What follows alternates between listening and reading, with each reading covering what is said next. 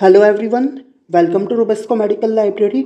और आज से अपन जनरल पैथोलॉजी का एक नया चैप्टर पढ़ने वाले हैं जो कि है नियोप्लेजिया।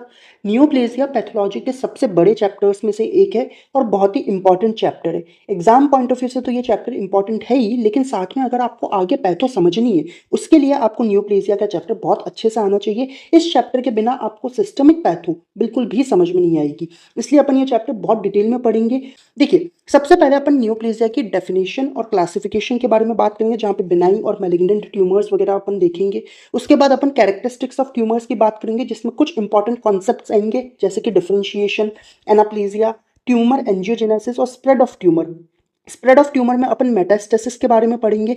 आपने जूनियर क्लासेस में मेटास्टेसिस के बारे में पढ़ा भी होगा, उसी को अपन और डिटेल में यहाँ पे पढ़ेंगे। उसके बाद अपन एपिडेमियोलॉजी ऑफ कैंसर पढ़ेंगे, जहाँ पे अपन कैंसर के इंसिडेंस वगैरह की बात करेंगे और साथ में कौन से प्री डिस्पोजिंग फैक्टर्स होते हैं जिसकी वजह से कैंसर होता है, उनकी अपन बात करेंगे। उसके बाद अपन मॉलिक्यूलर बेसिस ऑफ कैंसर की बात करेंगे, जिसमें अपन थ्योरीज ऑफ कार्सिनोजेनेसिस का एक आइडिया लेंगे कि कौन कौन सी थ्योरीज है, और फिर अपन मॉलिक्यूलर हॉलमार्क्स ऑफ कैंसर की बात करेंगे।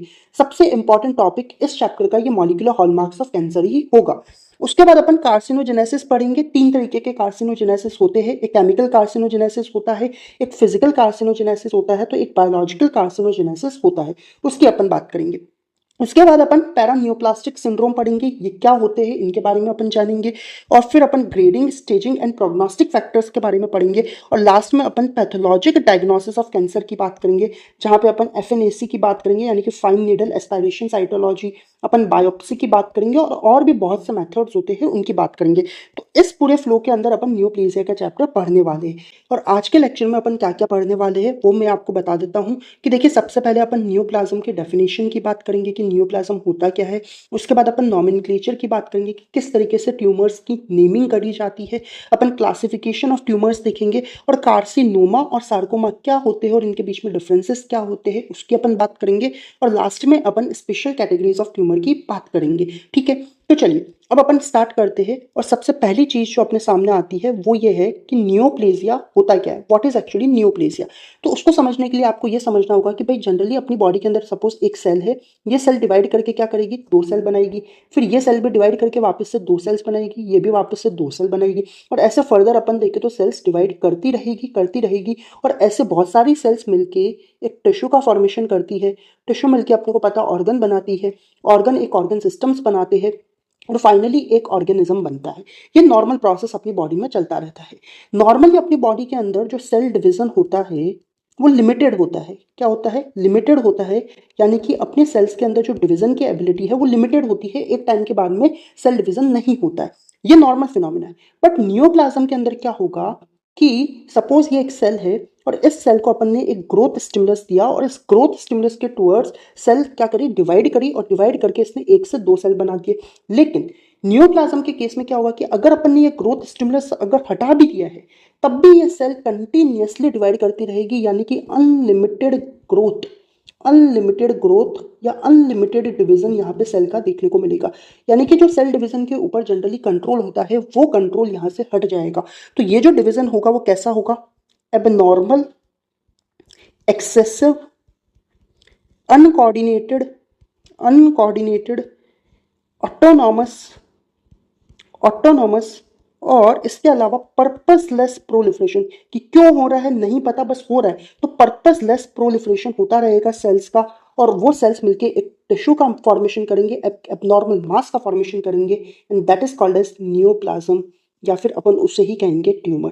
तो क्या होता है ट्यूमर या नियोप्लाज्म, आपको समझ आया कि भाई सेल का डिवीजन लगातार हो रहा है even after the removal of the growth stimulus.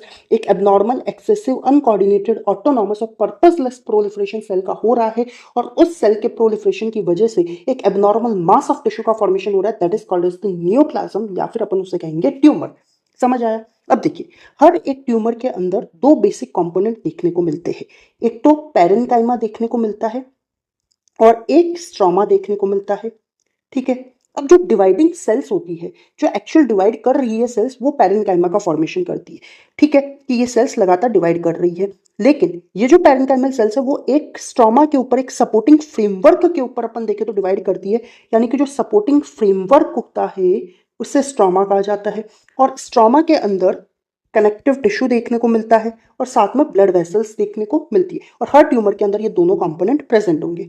चलिए नेक्स्ट अपन अब बात करते हैं नॉमेनक्लेचर ऑफ ट्यूमर, यानी कि ये जो ट्यूमर्स है इनकी नेमिंग कैसे करी जाएगी। अब ये जो नॉमेनक्लेचर होता है वो डिपेंड करता है पेरेन्काइमल कंपोनेंट के ऊपर, यानी कि कौन से सेल डिवाइड कर रही है उसके ऊपर ये चीज़ डिपेंड करती है।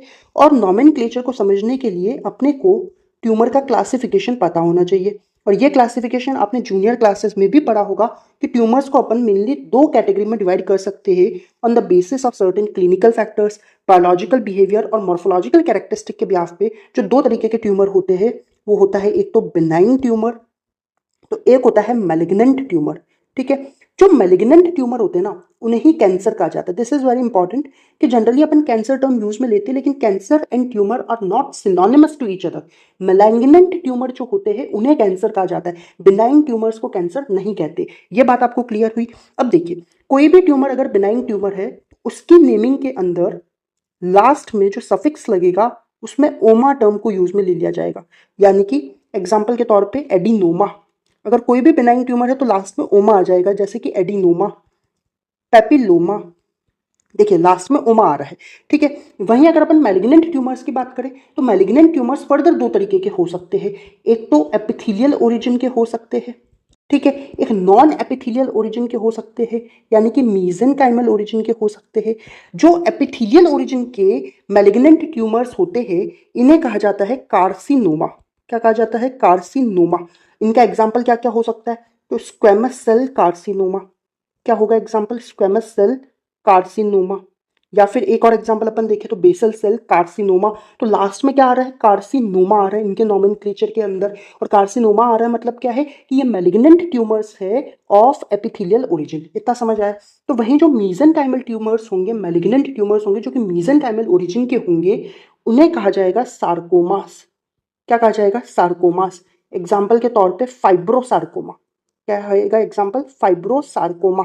लास्ट में क्या आ रहा है? सार्कोमा। मतलब ये क्या है? मैलिग्नेंट ट्यूमर्स है ऑफ मीजेनकाइमल ओरिजिन। ठीक है, अब देखिए यहाँ पे जो है ना बिनाइन ट्यूमर्स है ये भी फर्दर दो कैटेगरी में डिवाइड हो सकते हैं, एक तो एपिथेलियल ओरिजिन के हो सकते हैं और एक मीजेनकाइमल ओरिजिन के हो सकते हैं। बट बिनाइन ट्यूमर्स के अंदर चाहे एपिथेलियल ओरिजिन के हो चाहे मीजेनकाइमल ओरिजिन के हो, लास्ट में नेमिंग के अंदर ओमा टर्म ही यूज में ली जाएगी। लेकिन मैलिग्नेंट ट्यूमर्स में अगर एपिथेलियल ट्यूमर्स है तो कार्सिनोमा और मीजेनकाइमल ट्यूमर्स है तो सार्कोमा। ठीक है, लेकिन यहाँ पे कुछ एक्सेप्शन आते हैं। There are going to be certain exceptions in this case. ठीक है, अब वो एक्सेप्शन कौन कौन से हैं? एक तो अपन लिख रहे हैं मिलेनोमा, मिलेनोमा के अलावा अपन लिख रहे हैं हेपेटोमा। ठीक है, थर्ड अपन बात कर रहे हैं लिम्फोमा। क्या कर रहे हैं? लिम्फोमा। और इसके अलावा अपन लिख रहे हैं सेमिनोमा। ठीक है, अब देखिए इन सारे ट्यूमर्स में लास्ट में ओमा आ रहा है और ओमा अभी अपन ने बोला कि बिनाइन ट्यूमर्स के एंड में आता है। तो नेमिंग से तो लग रहा है कि भाई ये सब क्या होने चाहिए? बिनाइन ट्यूमर्स होते हैं, बट एक्चुअल में ये सब के सब मैलिग्नेंट ट्यूमर्स है। ये सब के सब क्या है? मैलिग्नेंट ट्यूमर्स है। This is very important. Last में ओमा आ रहा है बट उसके बावजूद भी ये सब के सब मैलिग्नेंट ट्यूमर्स है। ये कुछ एक्सेप्शन है जो आपको पता होने चाहिए। ठीक है जी, अब देखिए नेक्स्ट अगर अपन बात करें तो यहाँ पे एक ये टेबल दे रखी है। ठीक है, इन टेबल के अंदर बहुत सारे ट्यूमर्स के नेम दे रखे। आपको ये टेबल रटनी नहीं है, जैसे जैसे अपन पैथो पढ़ते हुए चलेंगे ये सारे ट्यूमर्स आप पढ़ते हुए चलेंगे और आपको धीरे धीरे याद हो जाएंगे। ठीक है, अब भी अपने लिए इंपॉर्टेंट क्या है? अब भी अपने लिए इंपॉर्टेंट है कार्सिनोमा वर्सेस सार्कोमा के बीच में डिफरेंसेस। ये चीज एग्जाम में पूछी जाती है। कार्सिनोमा क्या है? मैलिग्नेंट ट्यूमर है ऑफ एपिथेलियल ओरिजिन, और वहीं सार्कोमा क्या है? मैलिग्नेंट ट्यूमर है ऑफ मीजेनकाइमल ओरिजिन। इन दोनों में क्या डिफरेंस है ये अपन समझते हैं और वो अपन यहाँ पे समझते हैं। इधर की तरफ आप देखिएगा, ये देखिए कार्सिनोमा अपन कह रहे हैं कहाँ से ओरिजिन हो रहा है? एपिथेलियल सेल से ओरिजिन हो रहा है। सार्कोमा का ओरिजिन मीजेनकाइमल सेल से हो रहा है, ये अपन ऑलरेडी बात कर चुके हैं। कार्सिनोमा अपने को जनरली किन टिश्यू में देखने को मिलेंगे? जहाँ पे एपिथेलियल सेल्स होगी वहां देखने को मिलेंगे, जैसे कि स्किन के अंदर, म्यूकोसल लाइनिंग के अंदर, ग्लैंड्स के अंदर। तो वहीं जो सार्कोमास होंगे वो अपने को जनरली देखने को मिलेंगे जहाँ पे कनेक्टिव टिश्यू होंगे, जैसे कि bones, muscles, fat, cartilage, blood vessels, यहाँ पे अपने को जनरली सार्कोमा देखने को मिलेंगे। ठीक है। अब इन दोनों के अंदर ज्यादा कॉमन कौन सी है, तो कार्सिनोमास जो होते हैं वो ज्यादा कॉमन होते हैं, सार्कोमास रियरली देखने को मिलते हैं। ठीक है, कार्सिनोमास जो होते हैं वो ओल्डर एडल्ट्स के अंदर देखने को मिलते हैं, तो सार्कोमास जो होते हैं वो यंग पीपल के अंदर देखने को मिलेंगे। This is again important difference है ये कि अपन देखिए कार्सिनोमास ओल्डर एडल्ट्स में और वहीं सार्कोमा यंग पीपल में देखने को मिलेंगे। नेक्स्ट अपन बात करें कि कार्सिनोमा जो स्प्रेड होते हैं वो लिम्फेटिक रूट से होते हैं, वहीं सार्कोमा हिमेटोजेनस रूट से होती है। देखिए इतना तो आपको जूनियर क्लासेस से आइडिया है कि मैलिग्नेंट ट्यूमर्स जो है उनमें मेटास्टेसिस होगा, मतलब वो ट्यूमर्स जो है वो एक लोकेशन से दूसरी लोकेशन में ट्रैवल करेंगे। अब ट्रैवल करने के लिए क्या चाहिए, उनको कोई ना कोई माध्यम चाहिए, कोई ना कोई मीडियम चाहिए जिससे वो ट्रैवल कर पाए। तो एक तो अपनी बॉडी के अंदर ब्लड होता है, एक अपनी बॉडी के अंदर लिम्फ होता है। तो जो कार्सिनोमा होगा वो लिम्फेटिक रूट से ट्रैवल करते हैं, यानी कि एक जगह ट्यूमर हुआ दूसरी जगह जा रहे हैं वाया द लिम्फ, तो वो लिम्फेटिक रूट को फॉलो कर रहे हैं। तो वहीं जो सार्कोमा होते हैं वो जनरली हिमेटोजीनस रूट से ट्रैवल करते हैं, यानी कि ब्लड के थ्रू वो एक जगह से दूसरी जगह पे जाएंगे। ठीक है, अब देखिए कार्सिनोमा के एग्जांपल में एडिनो कार्सिनोमा आ सकता है, एडिनो कार्सिनोमा के अलावा स्क्वेमस सेल कार्सिनोमा आ सकता है, बेसल सेल कार्सिनोमा आ सकता है। तो वहीं जो सार्कोमा है उसका एग्जाम्पल में ऑस्टियोसार्कोमा आ सकता है, लाइपोसार्कोमा आ सकता है, फाइब्रोसार्कोमा आ सकते हैं, ऐसे कई एग्जाम्पल्स हो सकते हैं। तो ये बेसिक डिफरेंसेस है जो आपको पता होने चाहिए। ठीक है, चलिए अब अपन आगे बात करते हैं। नेक्स्ट अपन अब बात करेंगे कुछ स्पेशल कैटेगरीज ऑफ ट्यूमर की।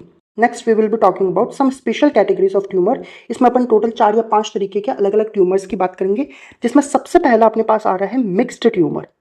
क्या आ रहा है, मिक्स्ड ट्यूमर। देखिए नाम से ही पता चल रहा है कि मिक्स्ड है, यानी कि एक से ज्यादा चीज यहाँ पे आएगी। तो मिक्स्ड ट्यूमर जो होता है ना, इसके अंदर 2 तरीके के ट्यूमर्स प्रेजेंट होते हैं। 2 types of tumour are present in a single tumour, that is called as the mixed tumour. Example के तौर पे एडिनोस्क्वेमस, एडिनोस्क्वेमस कार्सिनोमा, एडिनोस्क्वेमस कार्सिनोमा। अब इसके अंदर 2 तरीके के ट्यूमर्स देखने को मिलेंगे, एक तो एडिनोकार्सिनोमा, एक तो एडिनोकार्सिनोमा, और एक यहाँ पे देखने को मिल रहा है स्क्वेमस सेल कार्सिनोमा। और ये अपने को कहाँ देखने को मिल रहा है, तो एंडोमेट्रियम के अंदर ऐसा ट्यूमर देखने को मिलता है। यानी कि 2 तरीके के ट्यूमर एक ही ट्यूमर में प्रेजेंट हो तो वो मिक्स्ड ट्यूमर है। ठीक है, सेकंड अपन बात करेंगे टेरेटोमा।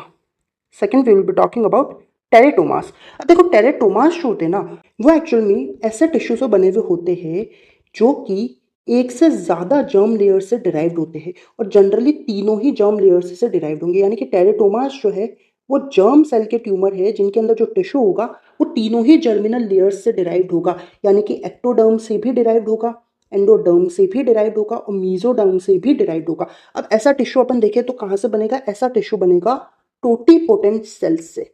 किनसे बनेगा, टोटीपोटेंट सेल्स से। 2 टर्मिनोलॉजी आती है, एक आता है टोटीपोटेंट सेल, एक आता है प्लूरीपोटेंट सेल। ठीक है, अब देखिए टोटीपोटेंट सेल्स क्या होती है, ऐसी सेल्स जो कि अपनी तीनों की तीनों जर्मिनल लेयर्स यानी कि अपनी एक्टोडर्म, एंडोडर्म, मीजोडर्म तीनों का फॉर्मेशन कर सकती है, और साथ में एक्स्ट्रा एम्ब्रियोनिक टिश्यू भी बना सकती है, साथ में एक्स्ट्रा एम्ब्रियोनिक टिश्यू भी बना सकती है। ऐसी सेल्स को अपन टोटीपोटेंट सेल कहते हैं। इसका एग्जांपल आएगा जाइगोट, जो पूरा का पूरा एक ऑर्गेनिज्म बना सकता है, that is the totipotent cell. तो प्लूरीपोटेंट सेल्स वो होती है जो कि सिर्फ अपनी जर्मिनल लेयर्स का फॉर्मेशन कर सकती है, यानी कि एक्टोडर्म, एंडोडर्म एंड मीजोडर्म। ये यहाँ पे एक्स्ट्रा एम्ब्रियोनिक टिश्यू का फॉर्मेशन नहीं कर सकती। कौन, प्लूरीपोटेंट सेल। ठीक है, तो यहाँ पे टेरेटोमास के अंदर कौन सी सेल्स देखने को मिलेगी, टोटीपोटेंट सेल जो कि टिश्यू बनाएगी, जो कि तीनों ही जर्मिनल लेयर से डिराइव्ड है। अब जनरली अपने को टेरेटोमास जो देखने को मिलते हैं वो गॉनेडल टेरेटोमास देखने को मिलते हैं, यानी कि गॉनेट्स के अंदर ये टेरेटोमा हुए हुए रहेंगे। और गॉनेडल टेरेटोमा 2 तरीके के हो सकते हैं, एक तो ओवेरियन टेरेटोमा, तो एक होंगे टेस्टिकुलर टेरेटोमा। जो ओवेरियन टेरेटोमा होते हैं वो बिनाइन होते हैं और साथ में मैच्योर अपन इन्हें कह सकते हैं। ये अपन सिस्टमिक पैथो में डिटेल में पढ़ेंगे भी। वहीं जो टेस्टिकुलर टेरेटोमा होते हैं वो मैलिग्नेंट होते हैं, मैलिग्नेंट होते हैं, या फिर अपन उन्हें कहेंगे इमैच्योर होते हैं। क्या होते हैं, इमैच्योर होते हैं। ये भी अपन डिटेल में सिस्टमिक पैथो में पढ़ेंगे। ठीक है, अब देखिए थर्ड अपन अब बात करेंगे टेरेटोमा के बाद में अपन बात करेंगे ब्लास्टोमास की। ब्लास्टोमास को एम्ब्रियोमास भी कहा जाता है। क्या कहा जाता है, एम्ब्रियोमास भी कहा जाता है। ये ब्लास्टोमा या फिर जो एम्ब्रियोमास होते हैं वो इमैच्योर इमैच्योर एम्ब्रियोनिक सेल्स के बने हुए होते हैं। ठीक है, जनरली क्या होगा कि एम्ब्रियोनिक सेल्स जो होती है वो मैच्योर हो जाती है, मैच्योर होकर वो टिश्यू ऑर्गन वगैरह बनाती है। लेकिन इमैच्योर एम्ब्रियोनिक सेल अगर किसी मास ऑफ टिश्यू का फॉर्मेशन कर रही है तो उससे फिर अपन कहेंगे ब्लास्टोमा। एक ट्यूमर है जिससे अपन कहेंगे ब्लास्टोमा। ठीक है, और ये जनरली अपने को 5 साल से कम के बच्चों के अंदर या इन्फेंट्स के अंदर, यानी कि 1 साल से कम के जो एज के बच्चे हैं उनके अंदर ये जनरली देखने को मिलेगा। एग्जाम्पल के तौर पे अपन कह सकते हैं nephroblastoma, nephroblastoma, retinoblastoma, retinoblastoma, neuroblastoma, ऐसे कई एग्जांपल्स अपन देखें तो हो सकते हैं। होते क्या है, तो इमेच्योर एम्ब्रियोनिक सेल्स से एक मास ऑफ टिश्यू का फॉर्मेशन हो रहा है, that is called as the blastoma. ठीक है, फिर अपन अब बात करने वाले हैं हमारटोमा की। हमारटोमा, देखिए हमारटोमा में क्या हो रहा है कि नॉर्मल टिश्यू है जो कि नॉर्मल साइट पे बन रहा है, नॉर्मल टिश्यू नॉर्मल साइट पे बन रहा है बट डिसऑर्गेनाइज्ड है, बस डिसऑर्गेनाइज्ड है। मतलब क्या है, सही आदमी सही जगह पे है लेकिन कोई ऑर्गेनाइजेशन नहीं है। जैसे कि आप सब देखिए एग्जांपल के तौर पे कि मेडिकल कॉलेज के अंदर है, ठीक है, सही आदमी है सही जगह पे है लेकिन पढ़ाई नहीं हो रही, क्यों? क्योंकि कोई स्केड्यूल नहीं है, तो डिसऑर्गेनाइज्ड तरीके से हो रखा है। तो नॉर्मल टिश्यू नॉर्मल साइड पे बट डिसऑर्गेनाइजेशन हो रखा है, दैट इज हमारटोमा। एग्जाम्पल के तौर पर अपन कह सकते हैं हमारटोमा ऑफ लंग्स, हमारटोमा ऑफ लंग्स। ठीक है, लास्ट में अपने पास आता है कॉरिस्टोमा। कॉरिस्टोमा जो है it is not a true tumour, it is not true tumour, actual में ट्रू ट्यूमर नहीं होता है। इसमें क्या होता है, तो इसमें अपन देखिए कि नॉर्मल टिश्यू एबनॉर्मल साइट पे बन रहा है, सही आदमी गलत जगह, यानी कि नॉर्मल टिश्यू एबनॉर्मल साइट पे बन रहा है और इस एबनॉर्मल साइट को कहा जाता है एक्टोपिक साइट। क्या कहेंगे? Ectopic site. एग्जाम्पल के तौर पे अपन देखें तो पैंक्रियाटिक टिश्यू स्टमक वॉल के अंदर बन गया है, तो पैंक्रियाटिक टिश्यू बिल्कुल सही टिश्यू है, बिल्कुल नॉर्मल टिश्यू है, लेकिन बन कहाँ रहा है? स्टमक वॉल के अंदर बन रहा है। बनना पैंक्रियास में चाहिए था बट बन स्टमक में गया, यानी कि एक्टोपिक साइट पे बन गया, that is the choristoma. Okay guys, तो यहाँ पे अपन ये लेक्चर खत्म करते हैं। That was all about today's lecture. If you found this lecture useful and helpful, then do like, share and subscribe the channel, and thank you for watching.